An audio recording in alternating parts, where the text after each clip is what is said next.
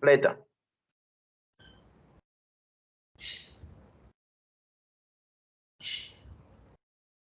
Bien, entonces a continuación vamos a iniciar el tema infección urinaria y embarazo. Tiene la palabra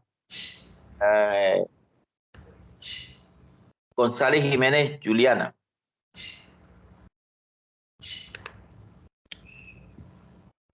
Bueno, buenos días a todos. Mi nombre es Juliana Andrea González Jiménez y hoy les venimos a hablar sobre las infecciones urinarias en el embarazo. Siguiente diapositiva, por favor.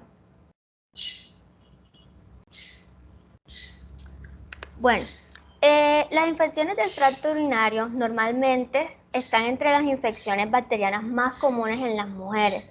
Y es importante decir que estas constituyen una complicación común durante la gestación, aproximadamente de un 20%. Y estas también son las responsables del 10% de todas las admisiones antes del parto. Entonces, durante su vida media, más de la mitad de las mujeres tendrán, o se dice que más de la mitad de las mujeres tendrán una infección urinaria y solamente hasta el 50% de estas tendrán otra infección dentro de un año. Entonces, se definen las infecciones urinarias como la presencia de microorganismos patógenos en el tracto urinario, ya sea en riñón, uretres, vejiga y en la uretra. ¿Y esto qué es lo que va a suceder? Estos microorganismos patógenos van a sobrepasar la cavidad defensiva del individuo afectado. Es decir, que la presencia de bacterias dentro del tracto urinario va a estar asociado a una respuesta inflamatoria del urotelio, siendo más frecuente pues la colonización periuretral en mujeres gestantes por los cambios fisiológicos que se dan propiamente en el embarazo, como lo son pues la posición, la longitud corta de la uretra y también las relaciones anatómicas con la región perianal y vaginal. Siguiente diapositiva.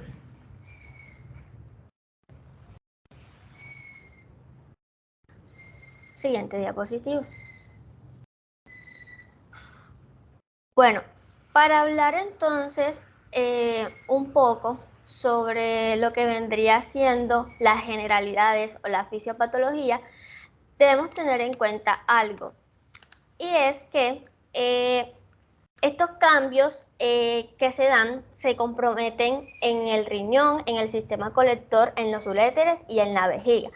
¿Qué pasa con los riñones? Bueno, aquí los riñones van a incrementar su longitud en 1 centímetro y con este crecimiento, con este incremento en el tamaño renal, la tasa de filtración glomerular se incrementa de un 30 a un 50% y por lo tanto se va a incrementar la concentración de glucosa y aminoácidos en la orina. Por lo tanto, el pH urinario se torna alcalino. ¿Y esto qué va a facilitar? Va a facilitar que se dé un crecimiento bacteriano. Con respecto ya a la pelvis renal y los uréteres, estos van a empezar a dilatarse pues de una forma bilateral, como hacia la 7ª o 8ª semana de gestación. Esta dilatación progresa durante el curso de la gestación y va a ser secundaria a la obstrucción mecánica que va a estar causada por el útero grávido y también por una relajación del músculo liso que es causada por la progesterona. Bueno, esta relajación del músculo liso produce una disminución en el peristaltismo de los uréteres. Por lo tanto, también se va a incrementar la capacidad vesical y también, por ende, el éxtasis urinario. Otro factor importante es el reflujo vesículo-uretral, que este puede aparecer o empeorarse durante el embarazo, pero particularmente en las mujeres multíparas. Y asimismo se puede dar una glucosuria o una aminoaciduria, las cuales nos van a ofrecer un excelente medio de cultivo. ¿Para qué? Para que se dé la proliferación de gérmenes. Pero cabe recalcar que la inmunosupresión del embarazo puede contribuir como ejemplo a una respuesta de anticuerpos séricos a los antígenos de la Escherichia coli para parecer pues un poco más baja. Siguiente diapositiva.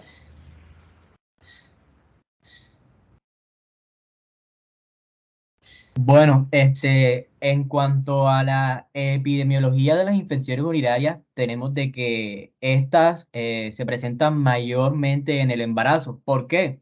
Pues debido a todos estos cambios fisiológicos que se presentan durante el embarazo que predisponen pues a las mujeres gestantes a la manifestación de este tipo de enfermedades. Entonces tenemos pues que las ITU son las infecciones bacterianas más frecuentes en la gestación, se presentan hasta el 20% de las mujeres gestantes y con pielonefritis en el 1 al 5% de estas. En Estados Unidos, las ITU generan más de 7 millones de visitas médicas al año, siendo responsable de la prescripción de 15% de todos los antibióticos de uso hospitalario. Entonces hay que tener en cuenta algo aquí. Todo pues parte a partir de la bacteriuria sintomática y esta puede tomar dos caminos. Uno, puede progresar, perdón, en una cistitis aguda o puede progresar a una pielonefritis. ¿Y cuál de estas dos es la que tiene mayor predisposición y que puede complicar mucho más la condición de mi paciente? Pues la pielonefritis. Entonces hay que tener cuidado cuando la paciente me llega con una bacteriuria sintomática ya diagnosticada previamente. Siguiente diapositiva.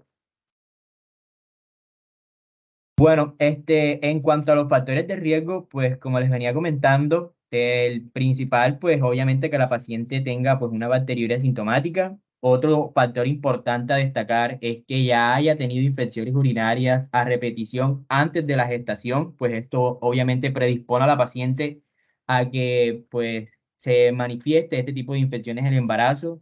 Tercero, pues que haya la presencia de litiasis renal, que esto pues predispone a la paciente a la manifestación de su complicación más grave, que es la pielonefritis, que haya malformaciones uroginecológicas, reflujo vesículo-ureteral, insuficiencia renal, diabetes mellitus, enfermedades neurológicas, anemia de células falciformes. Todo esto va a estar relacionado con la fisiología normal del embarazo. Entonces, pues como lo estaba comentando mi compañera anteriormente, todos estos cambios fisiológicos que se presentan a nivel urogenital predisponen a la paciente a la manifestación de este tipo de enfermedades. Siguiente diapositiva. Bueno, en cuanto a la clasificación, estas pueden ser bajas o pueden ser altas. En cuanto a las bajas, tenemos la bacteriuria sintomática, tenemos la cistitis y en cuanto a las altas, tenemos la pielonefritis. Estas van a ser explicadas a detalle más adelante por mi compañera Marisabel Martínez, que a continuación va a seguir con la explicación de bacteriuria sintomática. Bueno, muy buenas. El día de hoy vamos a hablar, empecemos con la bacteriuria sintomática. Tenemos que entender qué es esto. Esta es la presencia de bacterias que son patógenas que se encuentran a nivel urinario y no hay como tal una sintomatología asociada. Varía más o menos del 2 al 7% y eso va dependiendo también del tipo de población en el que se encuentre. La bacteriuria sintomática, cuando no se trata, nos puede evolucionar la paciente a una cistitis o a una pielonefritis, hasta en el 30 o 40% de los casos mayoritariamente. Siguiente, por favor. No, perdón, en la anterior. Los criterios diagnósticos principales para esto, tradicionales de la bacteriuria, son un cultivo mayor o igual a 100.000 unidades formadoras de colonias o de orina de un solo uropatógeno que se da en 2 muestras de orinas consecutivas tomadas del chorro medio. Si es por sonda, tiene que ser menor de 1.000.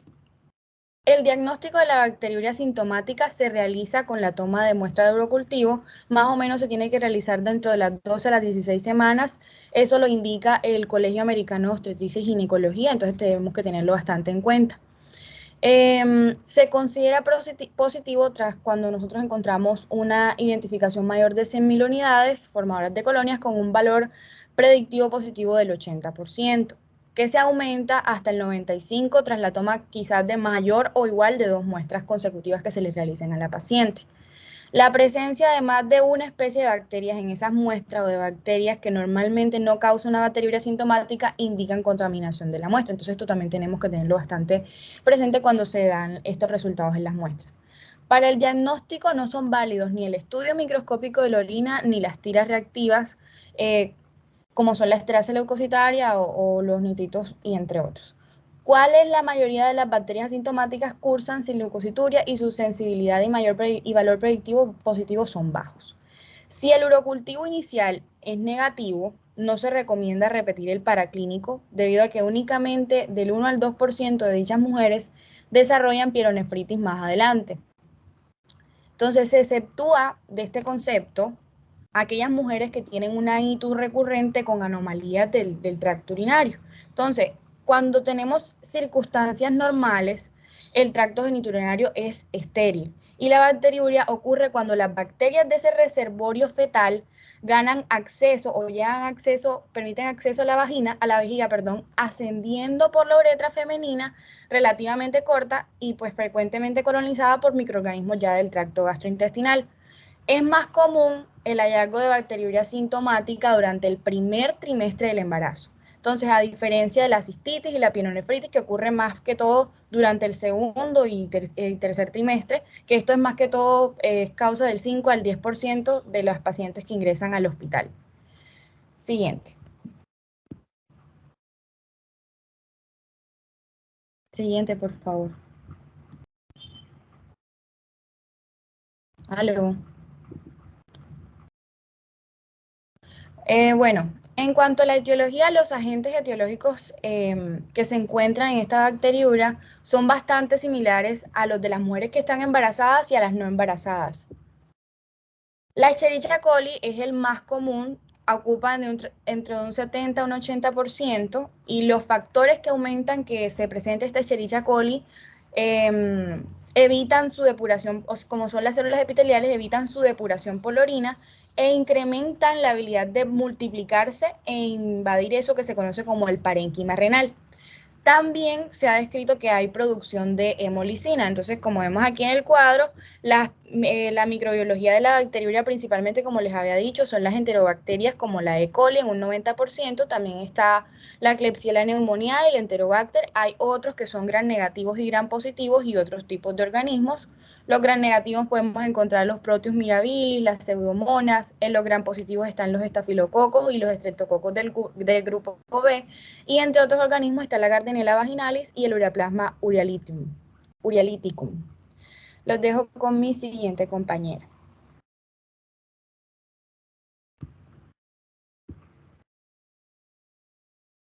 Ok, buenos días. Mi nombre es María Camila Carmona y hoy les voy a hablar del tratamiento de la bacteriuria sintomática. Bueno, en realidad la bacteriuria sintomática responde a un tratamiento empírico, pues prácticamente a cualquier régimen antibiótico. Sin embargo, siempre hay que tener en cuenta la susceptibilidad a esos antibióticos y la resistencia de los mismos.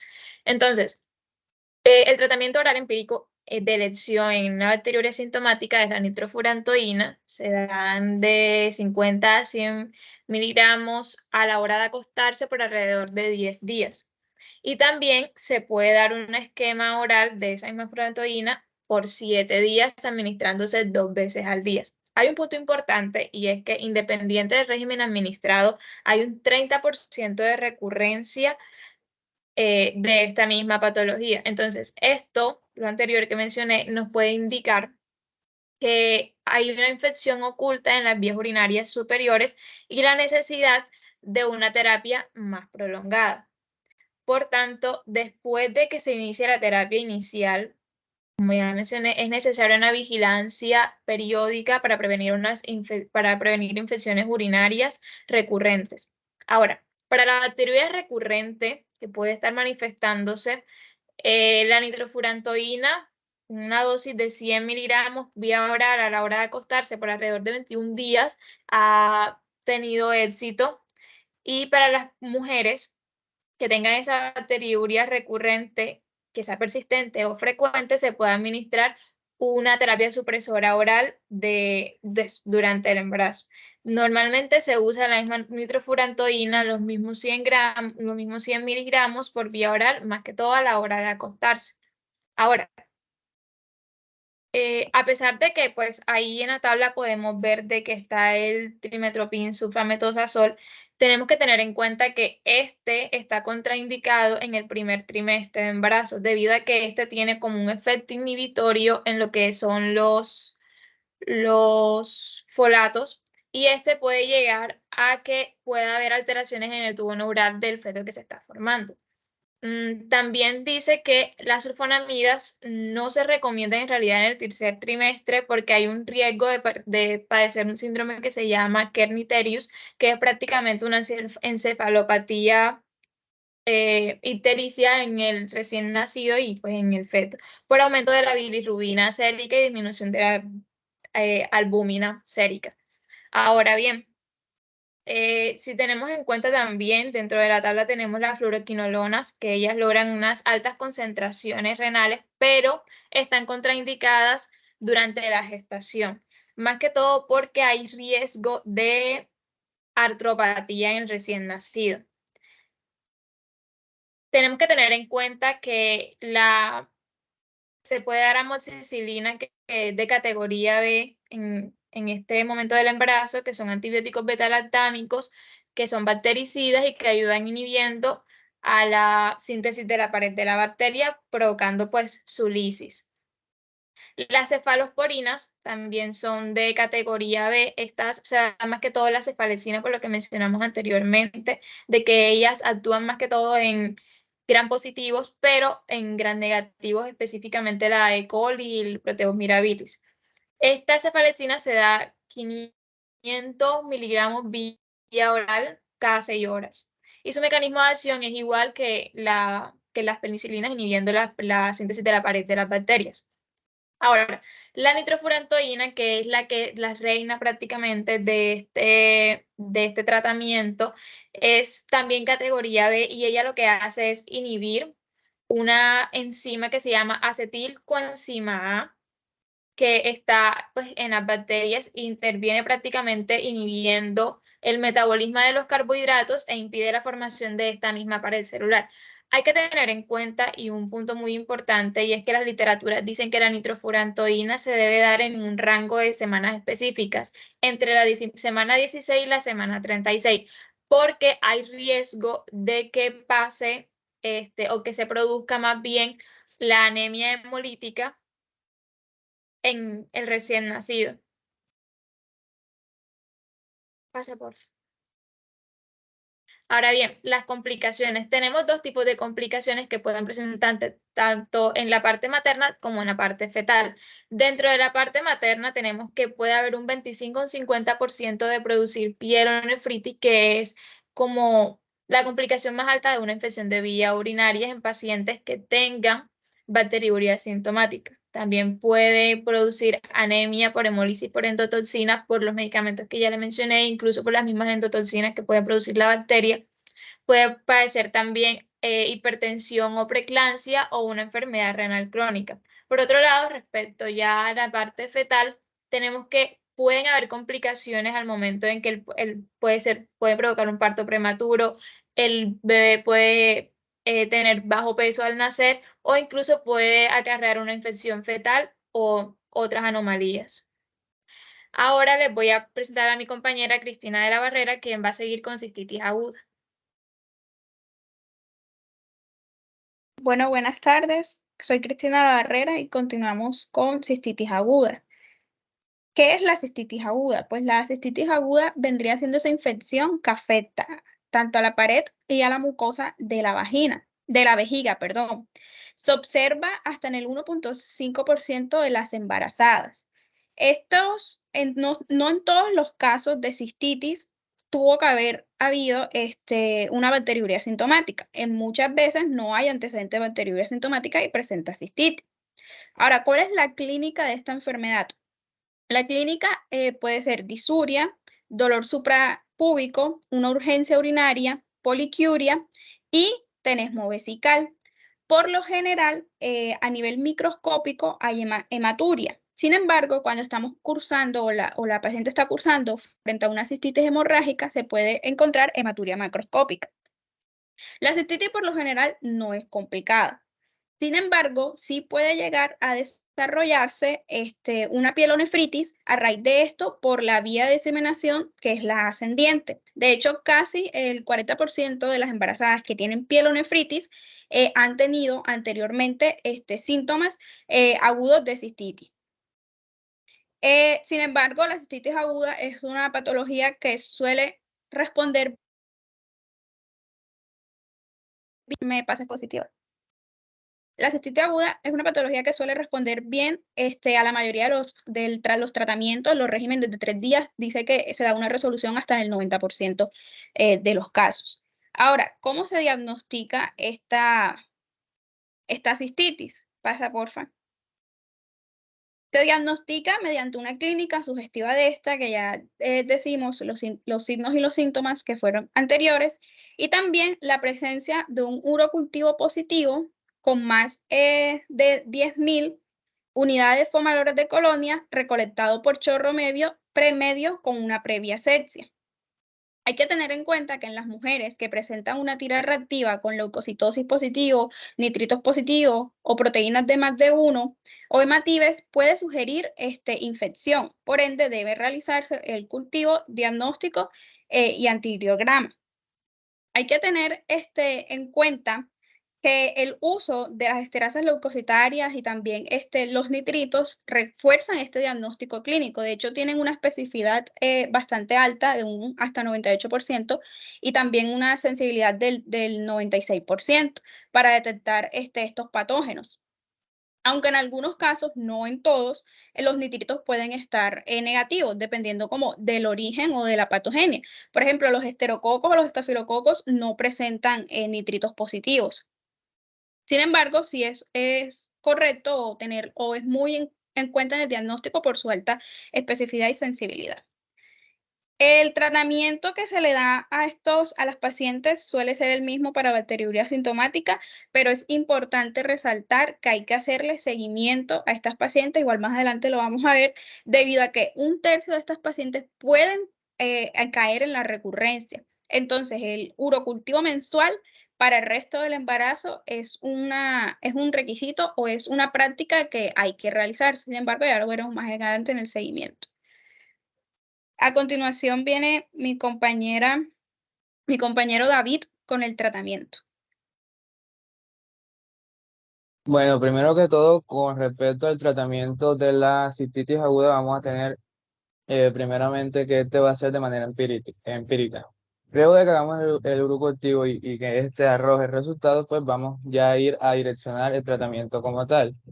Entonces, ¿qué nos dice la guía? Principalmente, o bueno, ¿qué nos dice la guía? Que principalmente podemos seguir utilizando de manera empírica lo que es la nitrofurantoína, que como recordemos, hay que recordar que en el tercer trimestre pues ya se tiene que dejar de usar. Podemos usar también amoxicilina, ampicilina y amoxicilina con ácido clavulânico.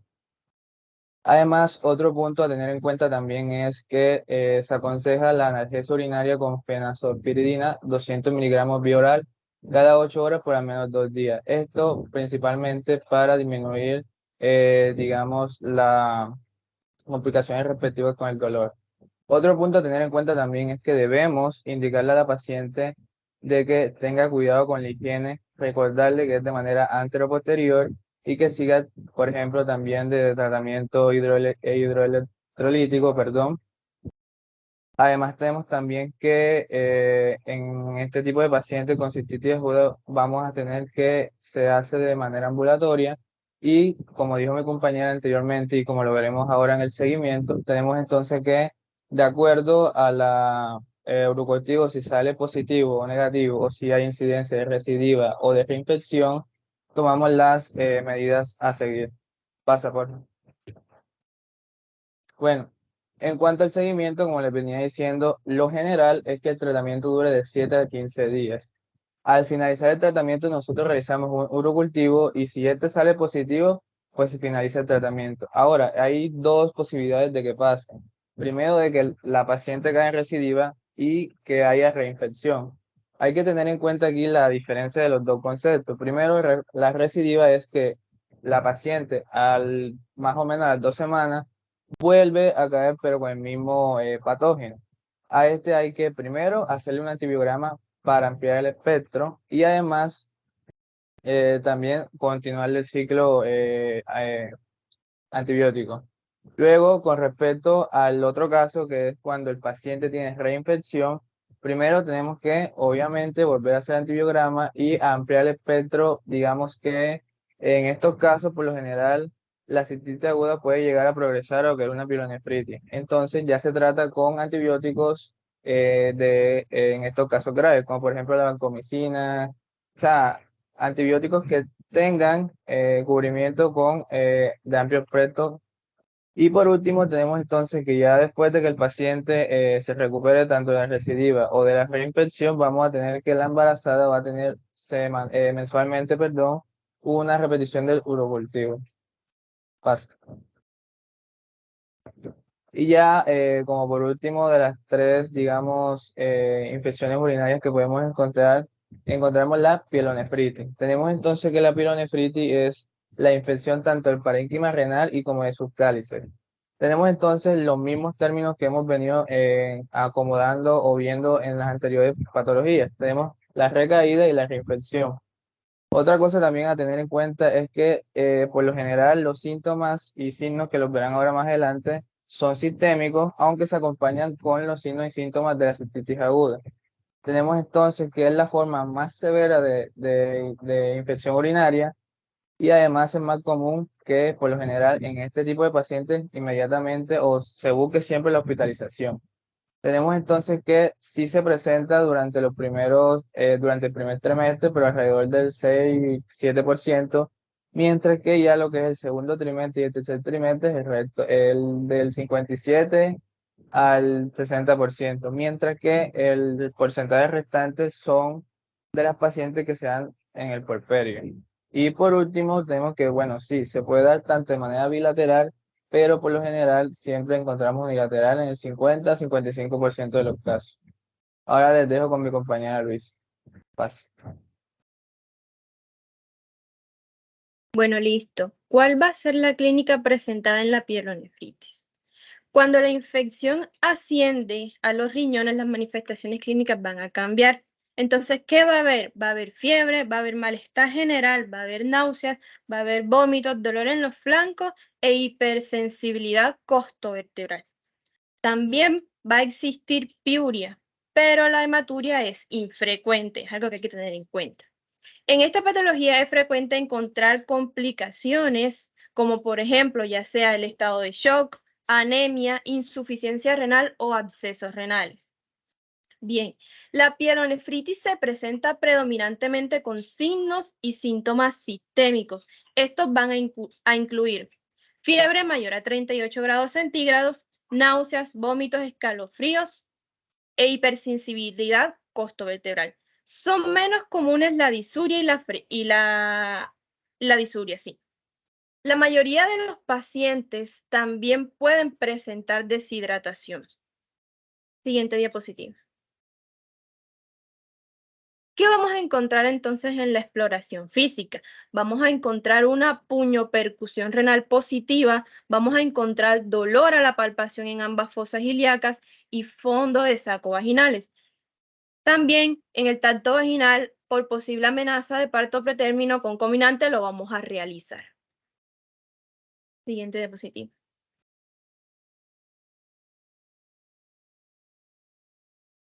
Los dejo con mi compañero Manuel.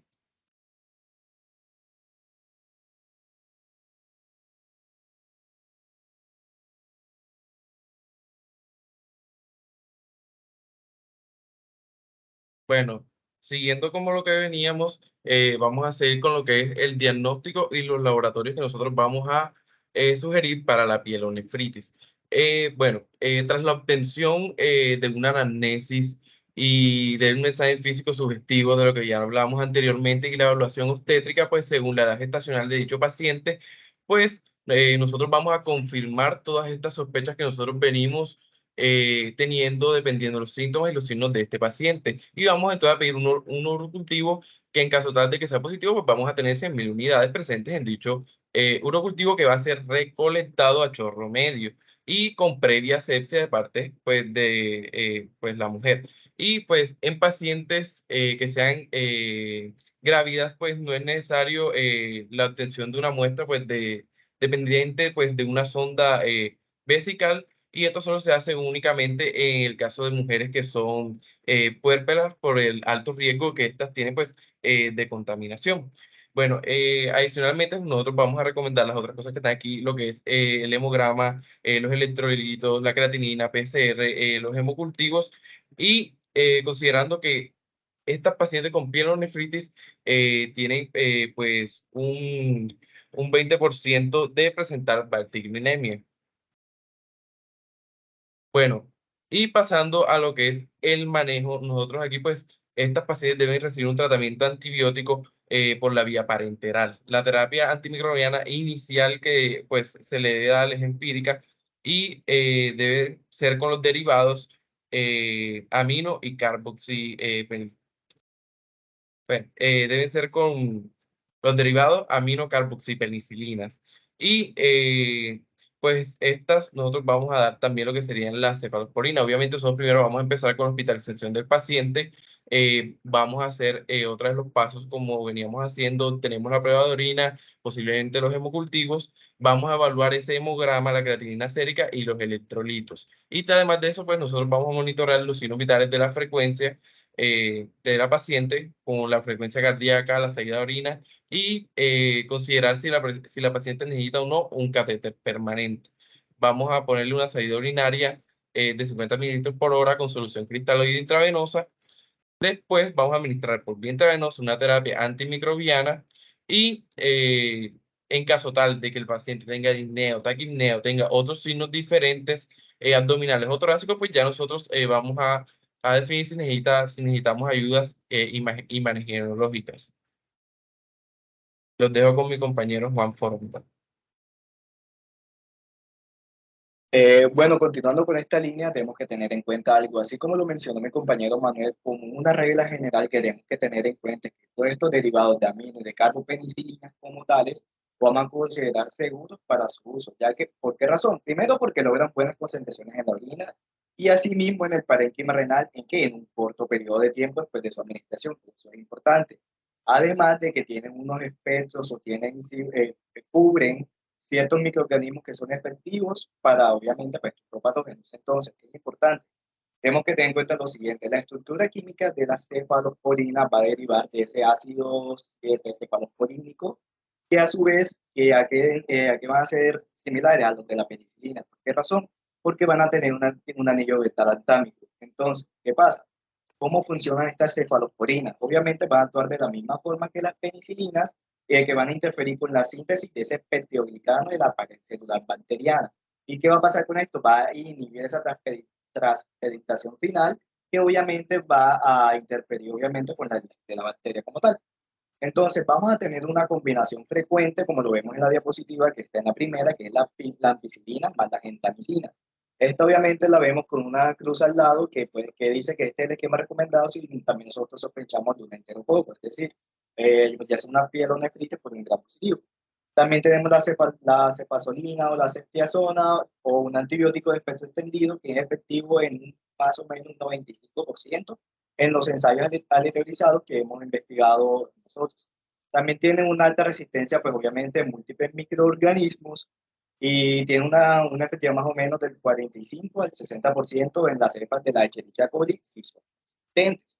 Y como resultado, ¿qué vamos a tener? Que las cefalosporinas de primera generación la han reemplazado como monoterapia en primera línea. Y la cefalosporina, pues obviamente de segunda o de tercera generación, puede usarse como agentes únicos. Y además que con este esquema de tratamiento, más o menos como el 75% de los pacientes se van a tornar asintomáticos, van a estar febriles en más o menos en 2 días, o sea, en 88 horas, mientras que el 95% de las mujeres van a sufrir una desfebrescencia a las 72 horas. También hay que tener en cuenta una terapia supresiva, que es el esquema de tratamiento que debe ser seguido, obviamente, por esta terapia, y se hace por el riesgo de una recurrencia de más o menos de un 20% de probabilidad de que esta suceda. Y obviamente esta la vamos a realizar con una dosis baja para nosotros evitar, obviamente, por ejemplo, vamos a utilizar con la nitrofurantoína de 100 miligramos, una cefalexina de 250 a 500 miligramos.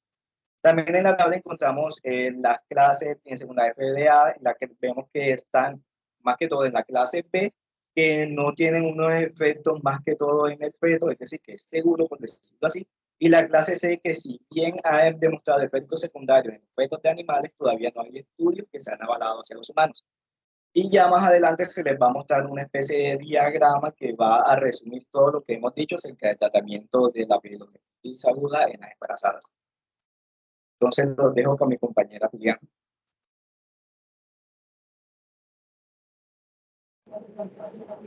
Ya por último, como lo mencionó mi compañero, terminaremos con un resumen de cómo sería como tal el manejo de la pielonefritis. Todo obviamente empieza desde el diagnóstico. Se hace el diagnóstico de la pielonefritis. Obviamente el primer método diagnóstico principal es el urocultivo. Y ahí es donde se evalúa también el número de gestaciones que tenga la madre. Si la madre presenta unas gestaciones mayor a 24 semanas, y se le realiza el urocultivo, también se le debe identificar mayormente los signos de sepsis que ésta tenga, y si no presenta signos de sepsis, ya se debería más que todo indicar y considerar un tratamiento ambulatorio. Mientras que si en realidad sí presenta signos de sepsis y presenta mayor a 24 semanas, el manejo a seguir, lo más necesario y lo más importante para hacer es la hospitalización. ¿Cuáles son los objetivos de esa hospitalización? Un buen tratamiento parenteral en cuanto a los antibióticos y restos de medicamentos que se le deben administrar. Como se les mencionaba anteriormente, se debe evaluar muy bien el esquema de resistencia, se debe evaluar muy bien cuáles son los patógenos en afectación más importante, y fuera de eso también hay que tener muy en cuenta la hidratación del paciente para evitar descompensaciones. Hay que tener una buena monitorización de pulso y oximetría para evitar que esta paciente llegue a shock, y si presenta signos de shock, también manejarlo. Y por último, obviamente, sin dejar de lado una buena monitorización fetal y actividad uterina que nos puedan estar llevando a un parto pretérmino. Bueno, de ahí en adelante lo que vamos a observar y lo que vemos en la gráfica es la evolución del paciente. Si la paciente ya a las 48 horas se encuentra afebril y con una mejoría significativa de los síntomas, lo más importante que debemos realizar de ahí en adelante es completar el tratamiento y realizar la de alta aproximadamente al 10º o a los 14 días. Y ya ahí ese tiempo en el que se le va a enviar tratamientos de antibióticos profilácticos a esta paciente para que termine el tratamiento en casa.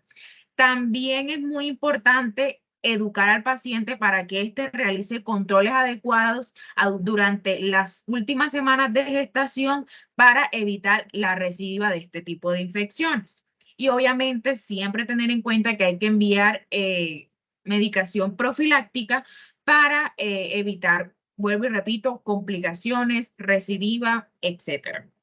Pero también nos enfocamos en otro tipo de pacientes que no mejoran, al revés. A las 72 horas sigue empeorando la sintomatología, siguen los picos febriles. Entonces ahí lo mejor que hay que hacer es realizar un ultrasonido renal para evaluar cómo se encuentra el estado del riñón. También se debe evaluar el tratamiento, porque de pronto el manejo que estamos realizando no es el adecuado, las cantidades no es la adecuada, el tiempo no es el adecuado, entonces también debemos evolucionar eso y obviamente garantizar que posterior a la mejoría de esta paciente, el manejo profiláctico. Siguiente.